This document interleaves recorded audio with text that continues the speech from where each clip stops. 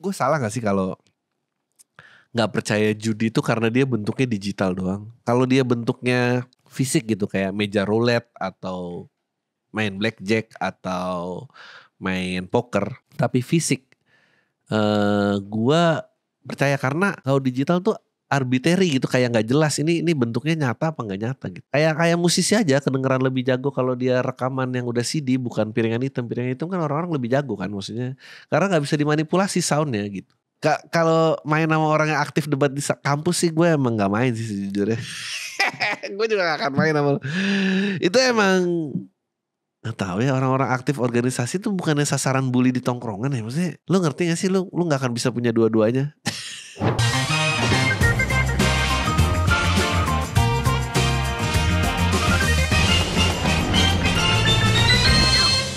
Halo semua, lagi dengerin podcast Malam Minggu bareng gue Adriano Kalbi. Dan tentunya banyak informasi yang lu gak boleh kelewatan. Gue akan membawakan acara ini dengan sangat resmi. Tidak banyak informasi yang kalian gak boleh kelewatan, seperti special show saya. Gue happy banget, Bandung udah sold out, karena kayaknya lumayan banyak antusias. Gue buka kategori tiket baru, jadi biar makin rame makin padat. Infonya bisa dilihat di website Emily. And then abis itu ada Sekawan Limo, katanya udah laris banget, udah hampir 500.000 katanya, udah mau lewat 500.000 ya. Jangan sampai kelewatan. Terus ada special show-nya Oza, silahkan disikat. Dan apa lagi ya, gua sekarang lagi selamat untuk Marcel. Gue mau menjadi orang yang dukung Marcel lah. Tapi sayang gue gak Tangsel sih. Gue kalau Tangsel gue sih pilih dia. Karena yang lain lebih gak kenal lagi. Mau pilih siapa bro? Langsung aja seperti yang udah biasa didengar dari podcast Al Minggu kan, kita biasanya reaction berita-berita dari angle gue tentunya. Dengan harapannya lu suka dengan joke gue dan lu datang ke show gue. Please datang ke show gue. I think it's gonna be a good show. By the time ini tayang mestinya gue baru kelar Bandung. Dan Bandung tuh kota yang paling antusias ternyata dibanding yang lain. Jadi harapannya Jogja dan Surabaya menyusul, menular ke Jakarta, lalu juga Bali. Oke. Oh, Balinya spesial, itu ada 2 special show gue bareng sama Oza. Itu estafet, dan itu titik terakhir gue, titik awalnya Oza. Jadi Oza akan jalan terus. Oke, anjing, gue tuh suka banget nih. Gue tuh pertama kali lihat berita ini, anjing, gue tuh selalu punya respect terhadap craft. Gue nggak peduli baik buruk hitam putih, gue peduli craft. Kayak ini ada data 27 pelamar kerja dipakai kerja di PGC dipakai untuk pinjol. Gokil. Ini kalau nggak salah tembus 1 miliar kan nih pinjolnya. Gokil gak? Bro dari semua kejahatan, menurut gue ini kejahatan yang hebat banget ya. Anjing tuh pasti 27 orang itu terimain telepon. Anjing, bisa berhenti nagih gak? Saya ini gak punya pinjol. Marah-marah. Anjir lo udah ngambil 300 juta bangsat ibu lu tuh. Ternyata bukan dia makan, anjing. Jenius. Ini kan berarti kayak tim HRD-nya kayak, daripada kita buang nih kertas lamaran, apa kita pakai pinjol aja. Anjing, ide jenius. Ini memang ternyata segini pentingnya ya data pribadi ya gitu. Maksudnya mungkin nextnya melamar kerja itu gak perlu nomor handphone dan nomor KTP, cuma perlu sosmed aja. Tapi juga sosmed tuh bingung. Temen gue tuh mulai ngambil karyawan kalau dilihat aktivitas sosmednya, kalau pilihan politiknya gak sama gak usah dipanggil. Kalau dia terlalu ekstrim dalam mengikuti sebuah arahan, mendingan gak usah dipanggil. Gue gak tahu ya fair apa gak fair, tapi anjing, gue harus mengakui generasi ini jauh lebih sulit mencari kerja bro. Dia sering lihat ya, anjir kalau posting cium-ciuman doang sih udah pasti gak kerjanya gak becus. Dan dia benar gitu, tapi kan kayak lo harus apa gitu, lo harus apa dalam menavigasi kehidupan ini gitu. Apakah semua harus punya second account demi ada kerahasiaan? Tapi serba salah juga kalau lo boleh ngelamar kerja tanpa nomor handphone dan KTP, ntar disusupin teroris lagi. Tahu-taunya ada berapa karyawan yang kayak, ini kok baik semua gak pernah protes ya, gajinya ditampung untuk pergerakan tertentu, kita gak pernah tahu ya. Ini juga fenomena sosial yang menurut gue tadinya gak ada dalam kehidupan gue. di era-era sebelumnya. Angka perceraian di Cianjur meningkat gara-gara suami kecanduan judi online. Wow. Wow, wow, wow, wow, wow. Dari maraknya perselingkuhan dan apalah yang kebongkar di Discord lah, aplikasi ojol lah. Ternyata judi itu nomor satu. Tapi sebetulnya gue bukan membela mereka. Tapi bukankah suami yang berjudi itu berusaha meningkatkan kemakmuran keluarga? Apa bedanya sih judi yang kalah dengan investasi yang kalah demi keluarga? Gak ada bedanya bro. Menurut gue memang itulah pertarungan lelaki yang perempuan gak paham. Bukan ngilangin duit, tapi kalau emang ini duitnya dia, lo mau ngomong apa?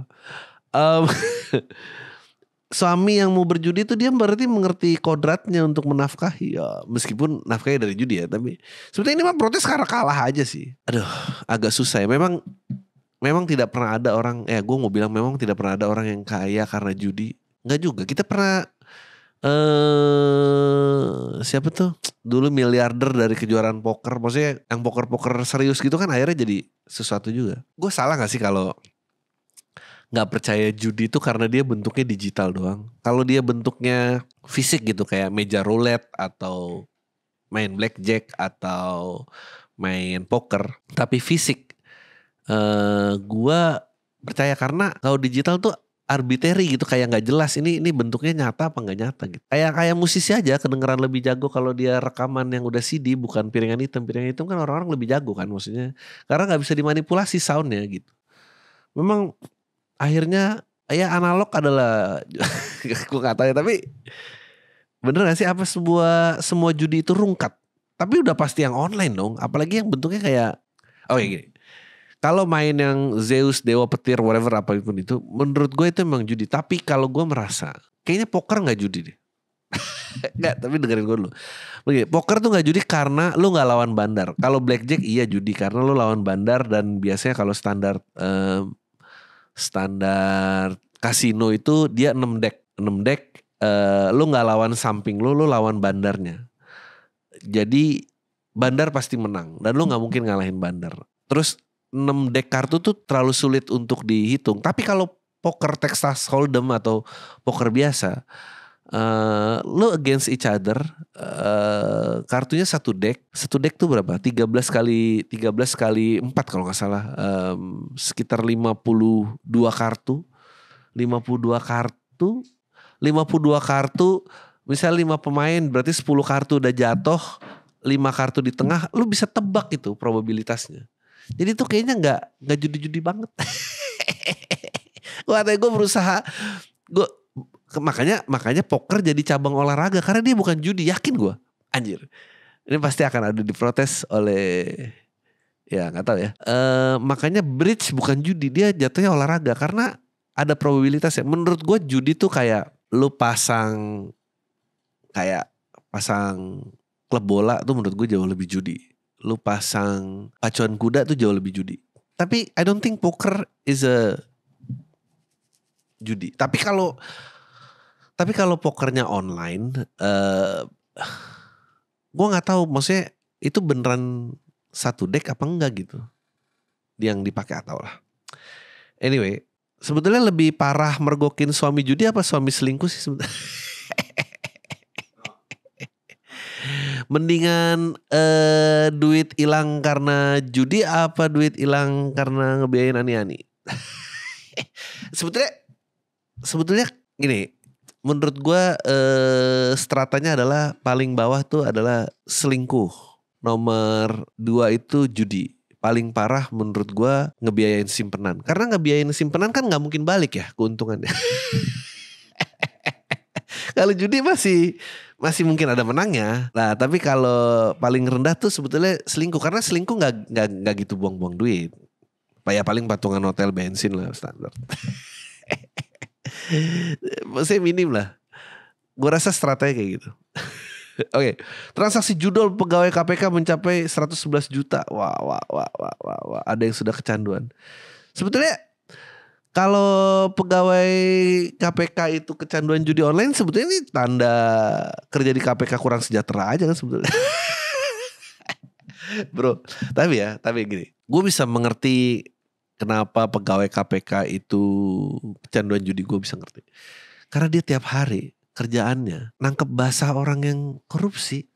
Dan dia nangkep basah duit itu bukan buat dia. Menurut gue KPK yang kecanduan judi online sama apa ya, kayak personal financial advisor di bankir itu menurut gue sama tukang judinya, karena kebiasaan lihat duit yang bukan buat dia. Apa gunanya saya nangkep basah orang korupsi 3 miliar 5 miliar sedangkan saya buat 10 juta aja gak mungkin. Judi online lah. Lagi kan gini, sebetulnya kan mengungkapkan keadilan sama semangat judi itu kan dua sifat yang berbeda. Maksudnya bisa aja orang berpihak terhadap kebenaran, tapi memang semangat judinya juga ada. Waduh. Mungkin dia ada tekanan dari istrinya, dari rumah kan lu gak pernah tahu. Ada yang kayak, kamu gayanya ngapain orang korupsi kamu tangkep, negara ini kamu bela, keluarga ini kamu tinggal. Mendingan kamu temenan sama yang korupsi, keluarga ini kecipratan. Anak kamu tuh nggak tahu mau SD di mana. That's the hard truth of life. Maksudnya ya gimana, lu nggak pernah tahu. Hakim Pengadilan Tinggi Bandung kabulkan gugatan pengadilan Peggy Setiawan, status tersangka gugur. Peggy Setiawan tuh kasus apa ini? Oh, Vina Cirebon. Oh ya, ini sih udah ketahuan lah dari awal bukan. Udah dari awal bukan. Tapi ya gitu ya, maksudnya gue gak tahu kelanjutan Vina itu apa. Gue semoga, doa gue buat keluarga semoga segera menemukan keadilannya. Tapi memang sekarang kan udah banyak film-film dari reality yang lain ya. Jadi orang udah on to the next saja. Seperti Ipar itu Maut ya. Ipar itu Maut. Ada satu lagi yang bakal keluar adalah Norma. Wah, Norma tuh keren banget tagline. Norma antara istri dan mertua, anjing. Sebetulnya kan film Norma ini gak perlu ditonton karena versi bokapnya kita pasti sering nonton. Dan film Norma ini gak akan ada, you know, gak akan ada bokepnya, you know, emang cuma goda-godaannya gitu aja. Anjing. Aduh, gue please dong kalau emang filmnya jadi keluar, please tonton dan kasih review ke gue. Tunjukin menit-menit keberapa. Gue pengen tahu sebetulnya inisiasi datang dari mana, dari suami kah apa dari mertua kah gitu. Mertua yang lagi gibris kasur gitu. Istri saya mana? Adanya saya. Yo.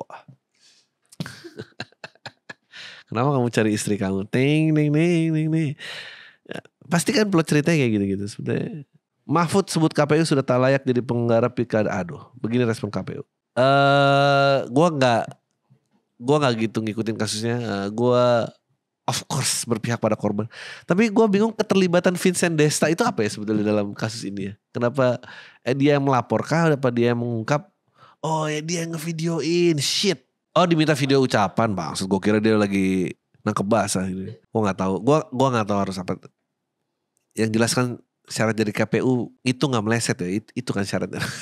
Gue nggak tahu harus apa. Anjing anggota DPRD Lampung tengah ditangkap polisi usai tembak kepala warga hingga tewas. Anjir, ngeri banget nih. RSUD Perguruan Cianjur 3 pasien akibat RSUD Perguruan Cianjur tangani 3 pasien akibat kecanduan judi online. Anjir, ini keren nih. Polisi sita 45 kg bungkus teh Cina isi sabu di halaman parkir RS Fatmawati. Hah? Enggak. 45 kilo tuh berat loh. 45 kilo dalam bentuk kantong teh tuh. You know, gue tuh kadang-kadang suka merasa kayak kita ini udah saking berisiknya. Gue kan suka banget buku Brave New World itu kan, bahwa kebenaran tuh nanti akan tenggelam dalam lautan sampah gitu. Gue tuh suka merasa kalau pemerintah bikin yang kemarin tuh apa ya, dia bikin platform online atau aplikasi gitu yang judulnya Si Pepe, terus akhirnya dihujat orang. Gue gak tahu fungsinya apa. Yang pasti bukan kayak Tantan aja. Meskipun namanya agak mirip-mirip, Pepe dan Tantan. Gue hari Eden terus dihujat netizen gitu. Terus akhirnya diurungkan niatnya untuk meluncurkan aplikasi itu. Gue tuh ngerasa kayaknya itu tindakan-tindakan pemerintah caper gitu deh. Kayak biar diperhatiin aja. Karena nangkep 45 kg sabu udah gak dapet perhatian ya. Tapi kalau bikin Si Pepe Masih semua orang ya. Itu siapa lagi yang nge-proof? Menurut gue kayak lewat QC itu gak masuk akal. Itu pasti kesengajaan, gak mungkin. Aduh, bego-bego nih. Oke, kita langsung aja ke email-email yang udah dikirim. Muak jadi keset di tongkrongan. Ah gak usah lah.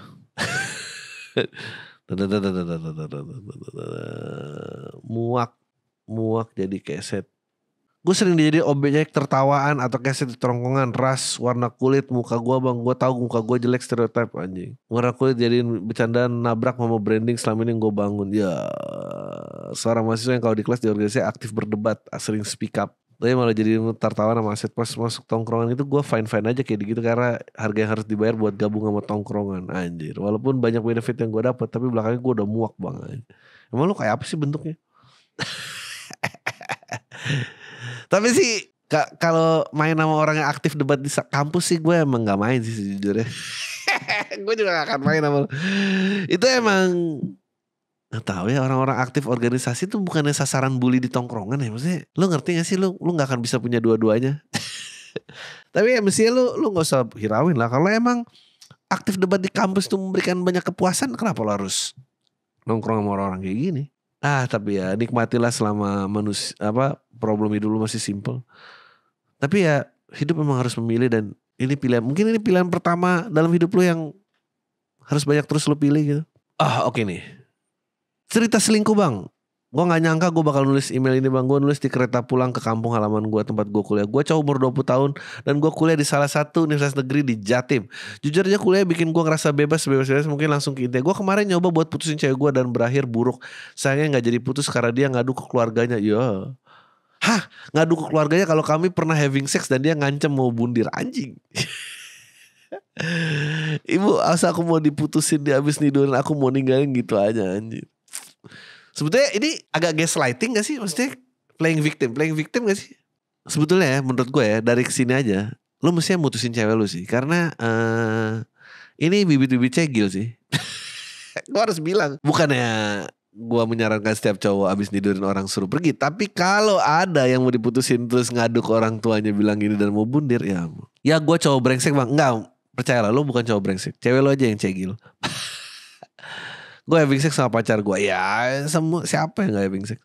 Gue pernah tidur sama mantan gue sebelum dia. Iya, kan tidur sama mantan lo. Oke. Tapi sekarang gue kondisinya selingkuh dengan adik tingkat gue. Udah gue cipok dan pegang-pegang. Tapi kalau lu udah having sex, bukannya yang sebelum itu gak dihitung selingkuh ya? Maksudnya baru segitu doang gitu. Anjing, lu baru banget nih di game ini kayaknya. Kurang banyak pengalaman gitu. Lu kamu selingkuh? Apaan, orang cium-cium doang.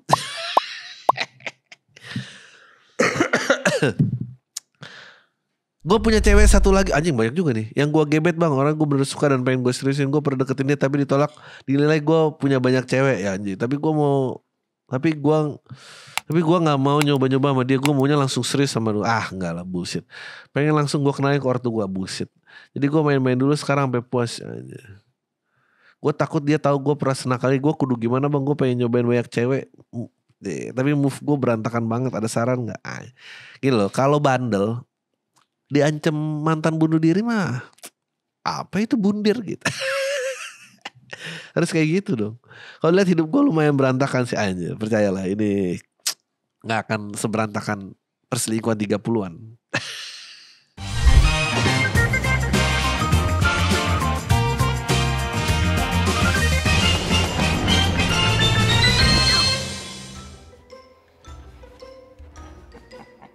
Ini nih wajib dibeli. Ini oke lah dibeli. Nah ini nih yang gak kalah penting, wajib dibeli. Sekarang saatnya bayar.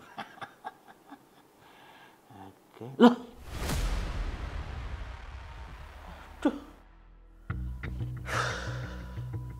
Aduh, gimana ya? Keinginanku tuh banyak, tapi uangku nggak banyak. Mau kerja di Jogja, UMR-nya kecil. Aduh, aku harus gimana ya?